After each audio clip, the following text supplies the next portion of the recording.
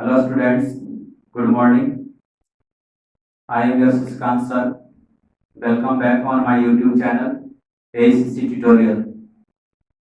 I hope you are safe at home. आशा करता हूँ कि आप लोग सब अच्छे होंगे घर पे। अभी लॉकडाउन का समय चल रहा है और जिस तरह से कोविड-19 के चलते आप लोगों का पढ़ाई बाधित हुआ है, उसी पढ़ाई के बाधित को कम करने के लिए हम प्रतिदिन रिकॉर्डेड वीडियो डाल रहे हैं। पहले तो हमने सोचा था कि लाइव क्लास चलाएं, एक दो क्लास चला था, लेकिन उसमें टेक्निकल फॉल्ट आ जाने के कारण मैं लाइव क्लास आपको नहीं दे सका, उसके लिए खेद है। लेकिन मैं जो लाइव क्लास में पढ़ाया गया था उसी चीज़ को मैं रिकॉर्डेड के माध्यम से आप तक अपने YouTube चैनल पर लोड करके आप तक पहुंचाने का कोशिश कर रहा हूं। और जो पढ़ाई आपके आगे होने वाला था वो सब चीज़ को मैं पहुंचा रहा हूं आप तक। तो आप देखें हमारा वीडियो को, और जो स्टूडेंट्स अभी तक हमारे YouTube चैनल के बारे में नहीं जानते हैं उन तक पहुंचाएं, उनको कहें सब्सक्राइब करने के लिए, ताकि वो नोटिफिकेशन हर एक वीडियो का प्राप्त कर सके हमारे चैनल का और उससे पढ़ाई कर सके। जैसे कि शुरुआत में मैंने लाइव में क्लास पढ़ाया था, उस पर बहुत विस्तार लंबी चर्चा हुई थी, 1 घंटा का लाइव क्लास का वीडियो था। लेकिन विजिबिलिटी उसमें कम होने के कारण बच्चों का डिमांड रहा कि सर रिकॉर्डेड वीडियो फिर से वही वॉइस को समझाते हुए आप यूट्यूब पर लोड कर दीजिए, ताकि हम उसे देख सके। जो लिखा है आपने वो दिखाई नहीं दे रहा है। तो उसी चीज को मैं आज फिर इसी चीज को लोड करूंगा पढ़ाकर आपको, और उसको देखना है ध्यानपूर्वक। तो आज हम चर्चा करेंगे वॉइस पर। तो जो वॉइस है आवाज, उसके बारे में चर्चा करेंगे। आपको इतना सरल परिभाषा इसका बता दूंगा कि एकदम आसानी से समझ जाओगे। परिभाषा जानने से पहले मैं कुछ उदाहरण लेकर समझाने की कोशिश करूंगा। जैसे मैं 2 कॉलम ले लेता हूं और 2 कॉलम में कुछ मैं सेंटेंस को लिखता हूं। जैसे फर्स्ट कॉलम में कुछ सेंटेंस लिख रहा हूं, Ram eats a mango, Sita is singing a song। एक और लेते हैं, he has done his work। फिर और एक ले लेते हैं, I have taught tents। B column में मैं लिख रहा हूं, first A mango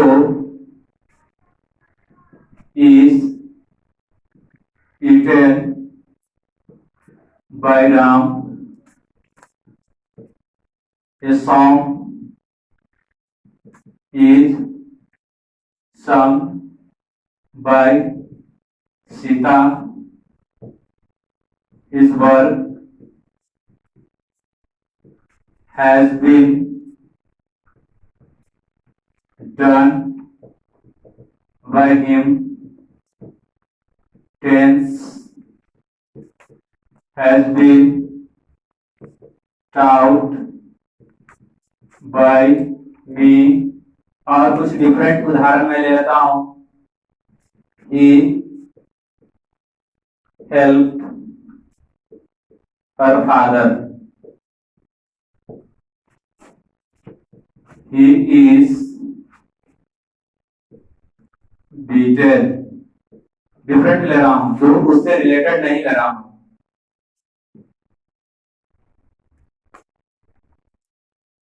She learns music, she is trout। दो डिफरेंट लिया हूं यहां पर, जो उससे रिलेटेड नहीं। डियर स्टूडेंट्स, प्यारे विद्यार्थियों, कोई भी टॉपिक पढ़ने से पहले उस टॉपिक से रिलेटेड कुछ कॉन्सेप्ट आपको समझना जरूरी है। उसमें हड़बड़ाहट घबराहट नहीं होनी चाहिए। कोई भी चीज पढ़े तो शांतिपूर्वक और उसको गहराइयों तक जाने की कोशिश करें, समझने की कोशिश करें, सरलता से उससे सीखें। लिखने से ज्यादा है समझना जरूरी। कहा गया है सुबोपली। टीचर ट्रेनिंग में सिखलाया जाता है कि सुबोपली, पहले सुबोपली मैं बता दे रहा हूँ। सुबोपली याद रखना है विद्यार्थियों। सुबोपली, सु मतलब हो गया सुनो, बो मतलब हो गया बोलो, प मतलब पढ़ो, अल्लाह मतलब हो गया लिखो, ली याद रखना है, लिखो सुबोपली। तो सबसे पहले आपको ध्यान पूर्वक सुनना है। टीचर पूछते हैं तो बोलना है, खुद से उसे पढ़ना है, तब उसे लिखना है। ये नहीं मैं पढ़ा रहा हूं और आप सुन नहीं रहे हैं, नहीं उसको बोल रहे हैं, नहीं पढ़ रहे हैं, डायरेक्ट आप लिख रहे हैं। तो अगर मैं समझा रहा हूं आपको, आपने नोट करना शुरू कर दिया तो आप फिर समझ नहीं पाओगे। इसलिए समझने के लिए आपको ध्यान पूर्वक सुनना है। तो देखिए हम यहाँ पर क्या लिखे हैं। वॉइस को पढ़ने से, जानने से पहले आपको ये 2 कॉलम में सेंटेंस मैंने लिखा है, उन सेंटेंस पे चर्चा करता हूं। उस सेंटेंस को समझे। फर्स्ट में है Ram eats a mango. Subject है, वर्ब है, ऑब्जेक्ट है। इसका हिंदी हो गया राम। यहां से हिंदी करते हैं तो उल्टा हो जाता है, आम खाता है। राम आम खाता है, याद रखना है कि जब हिंदी में है ना उल्टा हो जाता है, क्योंकि हिंदी में क्रिया कर्ता के बगल में ही कर्म होता है, क्रिया अंत में होता है। इंग्लिश के सेंटेंस जो होते हैं अफर्मेटिव, उसमें सब्जेक्ट के बगल में वर्ब होता है, लेकिन हिंदी में क्या होता है, ऑब्जेक्ट कर्म होता है। तो राम आम खाता है। Sita is singing a song. Sita गीत गा रही है। He has done his work. वो अपना काम समाप्त कर लिया है, कर चुका है। I have taught tense. मैं टेंस पढ़ा चुका हूँ। He help her father. वो अपने पिता की सहायता किया, या उसने अपने पिता की सहायता किया था। फिर है सी लर्न्स म्यूजिक। वह संगीत सीखती है। इस कॉलम के बाद को हम देखते हैं और हिंदी करते हैं। ये है आपका सब्जेक्ट, ये हो गया वर्ब, ये हो गया ऑब्जेक्ट, ये प्रीपोजिशन है। ये mango is eaten by Ram. तो यहाँ हिंदी हो गया राम के द्वारा एक आम खाया जाता है। राम के द्वारा एक आम खाया जाता है, ये हिंदी हो गया। दूसरा क्या हो गया, सॉन्ग इज सॉन्ग, वर्ब हो गया by preposition object. Song is song by Sita. Sita के द्वारा एक गीत गाई जाती है। His work has been done by him. उसके द्वारा इस काम को किया जाता है। उसके बाद है tense has been taught by मी।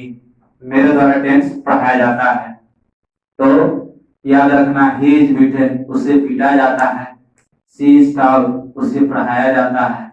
इस तरह से अब दोनों के सब्जेक्ट इसमें क्या है देखते हैं।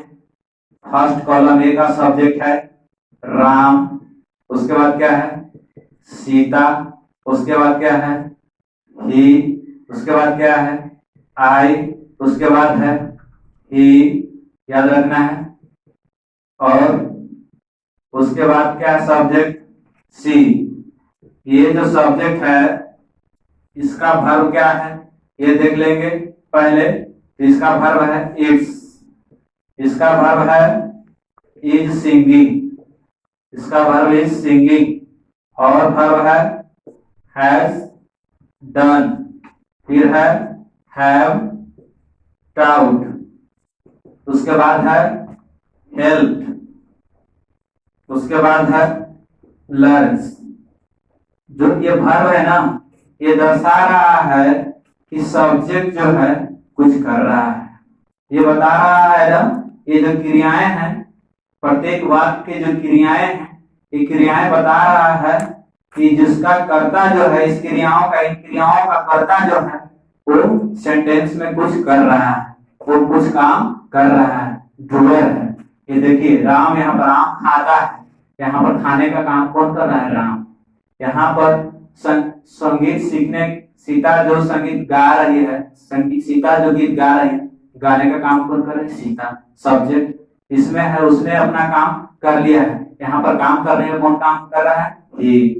मैं टेंस पढ़ा चुका हूँ, यहाँ टेंस पढ़ाने को कौन काम कर रहा है? मैं। तो इस तरह से फर्स्ट कॉलम का जो सब्जेक्ट है वो एक्शन कर रहा है, कोई काम कर रहा है, डूअर है, ये काम कर रहा है। अब इस तरह के कॉलम में देख रहे हैं सब्जेक्ट कौन हो गया? तो ये मैंगो हो गया।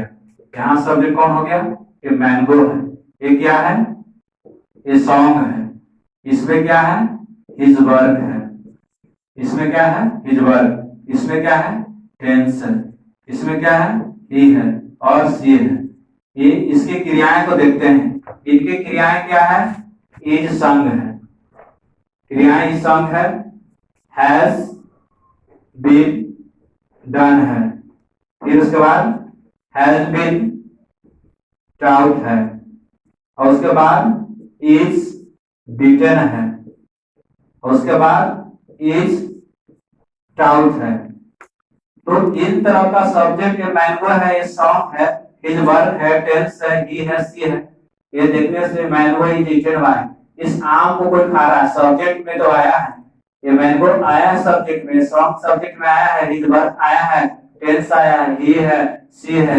लेकिन इनके वर्क को देखने से पता चल रहा है ये सब्जेक्ट काम नहीं कर रहा है बाबू, इनका सब्जेक्ट काम नहीं कर रहा है, बल्कि इसी सब्जेक्ट पर किसी व्यक्ति के द्वारा काम हो रहा है, एक्शन कोई व्यक्ति कर रहा है, इन सब्जेक्ट पर एक्शन कोई व्यक्ति कर रहा है। और फॉर्म्स भी देखते हैं, वर्ब का जो फॉर्म्स है इनके और इस तरफ के फॉर्म्स है, दोनों का सेम नहीं है, दोनों के फॉर्म्स चेंज हो जा रहा है। देखिए कैसे, यहाँ पर फर्स्ट वाला कॉलम में वर्ब का फॉर्म्स था, पहला का इट्स है, पहला का इट्स है। जैसे ए और बी कॉलम के वर्ब का फॉर्म्स बता रहा हूं, यहाँ पर ए में पहला सेंटेंस का इट्स है और जो बी सेंटेंस का जो हो गया यहाँ पर इट ईटेन हो रहा है। ये जो है V5 है और ईटेन हो रहा है V3। यहाँ पर वर्ब्स का फॉर्म भी चेंज हो रहा है, यहाँ पर वर्ब्स का फॉर्म भी चेंज हो रहा है। और देखते हैं सिंगिंग है, यहाँ पर चल रहा है इज सिंगिंग है और यहाँ पर आ जाता है इज बीइंग सॉन्ग आ जा रहा है, यहाँ पर भी चेंज हो रहा है। तो इस तरह से हर एक वर्ब का फॉर्म्स भी चेंज हो रहा है, उसमें खुद ही कर्ता काम कर रहा है, करता है, और इसमें जो है कर्ता काम नहीं करता है, बल्कि इस पर कोई दूसरा व्यक्ति काम करता है, किसी दूसरे के द्वारा किया जाता है, और इसके वर्ब के फॉर्म भी चेंज हो रहा है। अब क्लियर हो गया आपको दोनों कॉलम से कि दोनों का वर्ब का कॉलम क्या है, चेंज हो जा रहा है। इस तरह से अब हम वॉयस पर चलाएंगे, अब हम वॉयस के परिभाषा की तरफ चलेंगे तो ही पता चलेगा कि ए में था जो डूअर था और बी में जो था वो रिसीवर था। सब्जेक्ट ए में क्या है, डूअर है, बी में सब्जेक्ट है रिसीवर। डूअर मतलब है वो करता है, इसमें क्या कर रहा है, करता है, कार्य करता है, इसमें कार्य को प्राप्त कर रहा है बी सेक्शन में, और वर्ब का फॉर्म भी चेंज हो रहा है। तो इस तरह से हम परिभाषा पर चलेंगे तो वॉयस का परिभाषा यही डिस्कस निकला कि वॉयस जो है क्रिया का ही रूप है, जो किसी वाक्य का कर्ता जो है वो सेंटेंस में किसी कार्य को करता है, मतलब डूअर है या रिसीवर है, किसी कार्य को प्राप्त करता है। इन चीजों के माध्यम से हम सिद्ध कर देंगे कि वॉयस क्या है, क्रिया का ही रूप है, जो यह दर्शाता है कि कर्ता किसी कार्य को करता है या कर्ता किसी कार्य को क्या करता है, प्राप्त करता है, रिसीव करता है। वॉयस क्रिया का वह रूप है जो यह दर्शाता है कि किसी वाक्य में कर्ता जो किसी कार्य को करता है या किसी कार्य को प्राप्त करता है। इन सेंटेंस के माध्यम से आपको क्लियर कर दिया कि प्रत्येक कॉलम का, कॉलम ए का सब्जेक्ट है जो एक्शन कर रहा है, उसका फॉर्म्स का वर्ब अलग है, कॉलम बी के फॉर्म्स का वर्ब अलग है, और सब्जेक्ट इसमें क्या कर रहा है, रिसीव कर रहा है, उसमें सब्जेक्ट एक्शन कर रहा है। तो क्रिया का फॉर्म्स भी बदल रहा है। इस तरह से वॉयस का परिभाषा सिद्ध हो गया। स्क्रीनशॉट ले ले इसे, फिर वॉयस का परिभाषा लिखकर बताऊंगा। तो चलिए अब हम परिभाषा की तरफ चलते हैं। डेफिनेशन की तरफ चलते हैं। परिभाषा मैंने बहुत लंबा चौड़ा उसमें उसको विस्तार से बताया, समझाया सेंटेंस के माध्यम से। अब परिभाषा पर वर्क करना है। तो परिभाषा देखो वॉइस का क्या बन गया। लिखा हुआ है कि voice is that form of the verb which shows that whether the subject of a sentence करा है तो voice is that form of the verb which shows whether the subject of a sentence is doer of an action or receiver of an action। समझिएगा हिंदी कह रहा है कि voice मतलब क्या होता है, watch। वाच क्रिया का वह रूप है। कह रहा है कि वाच क्रिया का वह रूप है। याद रखना हिंदी कैसे करेंगे, वाच क्रिया का वह रूप है। समझ रहे हिंदी देखिए, नंबर 1 हो गया ये, नंबर 2 हो गया, उसके बाद वाच क्रिया का वह रूप है जो देखिए जो दर्शाता है, विशोच का मतलब दर्शाता है। दैट हो गया की, दैट की याद रखना है, दैट की the subject of a sentence की वाक्य का, की वाक्य का कर्ता, की वाक्य का कर्ता डूअर ऑफ एन एक्शन। तो समझिए कि किसी क्रिया की करता हो या प्राप्त करता हो, किसी कार्य को प्राप्त करता हो या किसी कार्य को प्राप्त करता है। तो इसका ये हो गया कि वाच्य क्रिया का वह रूप है जो यह दर्शाता है कि वाक्य का कर्ता अर्थात वाक्य का सब्जेक्ट किसी कार्य को करता हो या प्राप्त करता हो। जैसे मान लीजिए एक एग्जाम्पल ले रहे हैं, अब कहेंगे कि राम आम खाता है, अब उसको कह देंगे कि राम के द्वारा आम खाया जाता है। तो आम को खाने वाला व्यक्ति पहला में राम है जो खुद ही काम कर रहा है, लेकिन दूसरा का जो है ना आम आएगा इंग्लिश में लिखेंगे उसको बनाएंगे, तो आम तो कुछ काम नहीं कर रहा है बल्कि आम पर हो रहा है। जैसे मैं पढ़ाता हूँ, ये तो मैं ही काम कर रहा हूँ पढ़ाने के लिए, और कोई कह दे कि मुझे पढ़ाया जाता है, अर्थात मैं नहीं पढ़ा रहा हूँ बल्कि कोई व्यक्ति जो है मुझे ही पढ़ा रहा है। तो दोनों सेंटेंस में अंतर है ना, दोनों का सेंटेंस देखिए। तो यू टीच हिम, आप उसे पढ़ाते हैं, आप उसे पढ़ाते हैं। यहाँ सब्जेक्ट हो गया यू, वर्ब हो गया टीच, ऑब्जेक्ट हो गया। अब देखिए कि इसमें जो है यू जो है डूअर है, पढ़ाने का काम करता है, इसे उसे, इस कर्ता का फल कर्म पर पड़ता है। ध्यान दीजिए, इस कर्ता का फल कर्म पर पड़ता है। जिस सेंटेंस में कर्ता का फल कर्म पर पड़े वो कर्ता वाला सेंटेंस एक्टिव होता है, वो सेंटेंस एक्टिव होता है, उसमें सब्जेक्ट डूअर है और वो सेंटेंस एक्टिव हो जाता है। अब यहाँ देखिए ना, he is taught by you, वह तुम्हारे द्वारा पढ़ाया जाता है, उसे तुम्हारे द्वारा पढ़ाया जाता है। तो यहाँ पर ये काम नहीं कर रहा बल्कि रिसीव कर रहा है। जो कुछ भी आप उसे दे रहे हैं ना वो ले रहा है, जो कुछ भी आप नॉलेज उसे दे रहे हैं, जो कुछ भी आप उसे सिखा रहे हैं वो क्या कर रहा है, ले रहा है आपसे, आपसे रिसीव कर रहा है। जैसे आप किसी को एक्सजेंडर के माध्यम से, शेयरिंग के माध्यम से कोई फाइल भेजते हैं किसी के लिए, तो आप उसे दे रहे हैं। यहाँ पर एक्टिव आम है। जब सरल उदाहरण ले लो कि बहुत लड़का मोबाइल चलाते हैं, बहुत सारे स्टूडेंट्स मोबाइल चलाते हैं, कोई फाइल भेजना हो, कोई फोटो भेजना हो, कोई एप्स भेजना हो, तो क्या करता है कि शेयरिंग एक्सजेंडर के माध्यम से भेजते हैं। तो अगर मेरे पास एप्स है, मेरे पास फोटो और फाइल है, और उस चीज को मैं किसी को देना चाहता हूं, तो मैं क्या करूंगा, सेंड करूंगा। तो सेंड करने वाला क्या हो गया, यहाँ पर जो मैं भेज रहा हूँ मैं ही काम कर रहा हूँ ना, तो एक्टिव हो गया हूँ। जो मैं काम कर रहा हूँ तो क्या हूँ, एक्टिव हूँ। और जो बच्चा जिसको मैं भेज रहा हूँ वो क्या करेगा, अपने एक्सजेंडर में रिसीव करेगा, तो क्या हो जाएगा, पैसिव हो जाएगा, क्योंकि वो काम नहीं कर रहा बल्कि मेरे ही चीज को ले रहा है, रिसीव कर रहा, तो पैसिव हो गया। तो कहेंगे कि मेरे द्वारा फाइल भेजा जाता है, मैं इसको रिसीव नहीं कर रहा हूं बल्कि वो रिसीव कर रहा है। समझ गए होंगे इस एक्सीडेंटल और शेयरिंग के माध्यम से। तो ये हो गया। अब देखिए काइंड्स ऑफ वॉइस में चलेंगे। काइंड्स ऑफ वॉइस, अब जानना चाहेंगे हम कि वॉइस का भेद कितने होते हैं, वॉइस कितने प्रकार के होते हैं। मैं एक चीज बता देता हूं कि एक का नाम है एक्टिव वॉइस, दूसरा का नाम है पैसिव वॉइस, और एक और वॉइस है जिसका नाम है मिड वॉइस, मिड वॉइस या क्वासेसिव, क्वासेसिव वॉइस नाम है, याद रखना। क्वासिव वॉइस, क्वासिव उसका नाम है क्वासिव, क्वासिव वॉइस नाम है।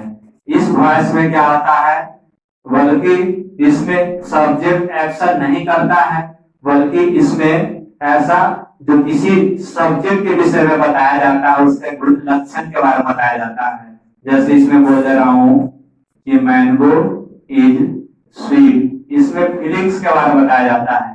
तो सब्जेक्ट इसमें कोई काम करता उड़ता नहीं है, बल्कि इसके स्वभाव लक्षण के बारे में बताया जाता है। इसीलिए इसको मिड वॉइस या पॉसेसिव वॉइस कहते हैं। मुख्य रूप से दो लोगों को हमको पढ़ना है वॉइस के बारे में। 10th क्लास 12th क्लास हर एग्जाम, एसएससी कंपटीशन के एग्जाम, एयरफोर्स हो, किसी भी तरह के एग्जाम में आपको, या आपको बीपीएससी के एग्जाम हो या आपको यूपीएससी के एग्जाम हो, सभी एग्जाम में क्वेश्चंस वॉइस से आते हैं।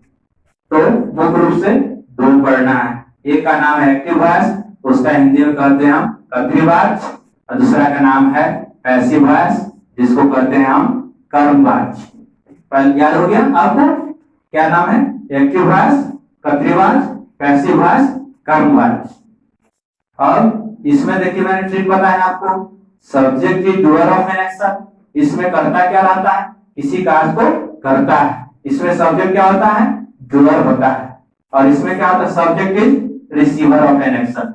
जिसमें सब्जेक्ट डूअर हो एक्टिव हो जाएगा, जिसमें सब्जेक्ट रिसीवर हो पैसिव हो जाएगा। तो कैसे, example, he helps her mother, he helps her mother. तो देखिए यहाँ पर ही जो है ना, तो याद रखना कि ही हेल्प्स हिज मदर, यहाँ पर लिखिए प्रोनाउन उसी अनुसार होगा, ही हेल्प्स हिज मदर। तो क्या हो जाएगा, his mother, he helps his mother, वह अपनी माँ की सहायता करता है, वो अपनी माँ की सहायता करता है। मतलब कि यहाँ पर वो क्या है, सब्जेक्ट जो है वो डूअर है, वो सहायता खुद करता है, इसलिए वो सब्जेक्ट डूअर है। यहाँ पर है his mother is help by him, मतलब कि उसके द्वारा उसके माँ की सहायता की जाती है। यहाँ पर माँ कुछ नहीं कर रही है, बल्कि उसकी सहायता कोई और कर रहा है, इसलिए सब्जेक्ट क्या हो गया, ये रिसीवर है। सब्जेक्ट ये क्या है, रिसीवर है। इसका सब्जेक्ट क्या है, डूअर है।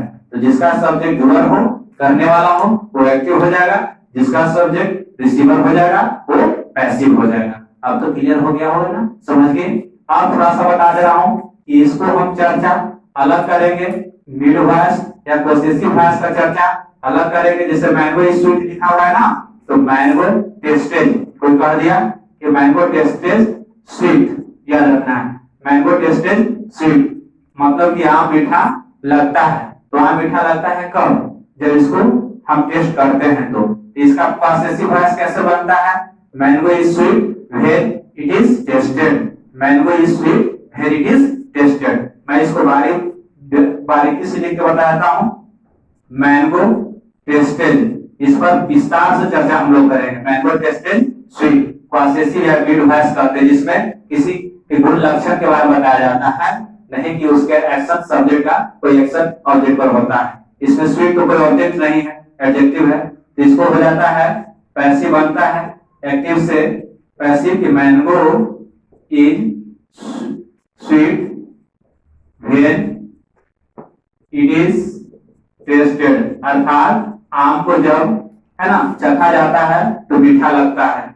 ऊपर का हिंदी हो गया कि आम मीठा लगता है, और दूसरा की हिंदी हो गया कि आम को जब चखा जाता है तो वो क्या होता है, मीठा लगता है, टेस्ट किया जाता है। चलिए तो इधर आते हैं, हम लोग देखते हैं अब स्ट्रक्चर की ओर। एक्टिव पैसिव समझ गए आप लोग। एक्टिव का स्ट्रक्चर मैंने लिखा है subject verb object, subject verb object, subject verb object active का है, कोई टेंस में नहीं चल रहा है, बिना टेंस का है, ऐसे ही स्ट्रक्चर है। अब इसका पैसिव हो गया सब्जेक्ट, तो ये सब्जेक्ट क्या हो जाएगा, याद रखना है, ऑब्जेक्ट बन जाएगा आपका सब्जेक्ट, हेल्पिंग वर्ब आएगा, टेंस के अनुसार आ जाएगा, जो टेंस का रहेगा उस टेंस के अनुसार हेल्पिंग वर्ब आएगा, और हेल्पिंग वर्ब भी सब्जेक्ट और पर्सन के अनुसार लेना है। हेल्प उसके बाद मेन वर्ब का थर्ड फॉर्म बाय लग जाएगा, प्रीपोजिशन, ऑब्जेक्ट आ जाएगा, जो एक्टिव का सब्जेक्ट ऑब्जेक्ट बन जाएगा, फिर ओडब्ल्यू अदर वर्ब रहेगा तो देंगे, नहीं रहेगा तो नहीं देंगे। तो देखिए कैसे बनाया डायग्राम के माध्यम से, सब्जेक्ट इधर और इधर ऑब्जेक्ट है, जो सब्जेक्ट इधर बन गया, ये सब्जेक्ट था एक्टिव का जो लास्ट में चला गया, वर्ब है जो V3 बदल गया, बाय प्रीपोजिशन लग गया है। तो यहाँ पर मैंने माध्यम से समझाया है कि Ram reads a book, active है क्योंकि राम खुद काम करता है, तो इसको ये बुक को मैंने इधर ले आया, तो ये बुक राम रीड्स है, V5 है, तो V5 प्रेजेंट इंडेफिनिट में होता है, तो इसके लिए पैसिव में एम जान लेंगे, आगे पढ़ेंगे हम लोग, उसको चर्चा करेंगे। Book is read by Ram, Ram जो इधर था इधर चल गया, इस तरह से पैसिव हो गया, ये है एक्टिव, ये पैसिव हो गया, इस तरह से बदल गया।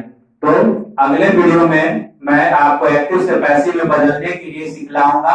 आज के इतने ही इस वीडियो में, और thanks for watching my video. Like share subscribe करना ना भूलें।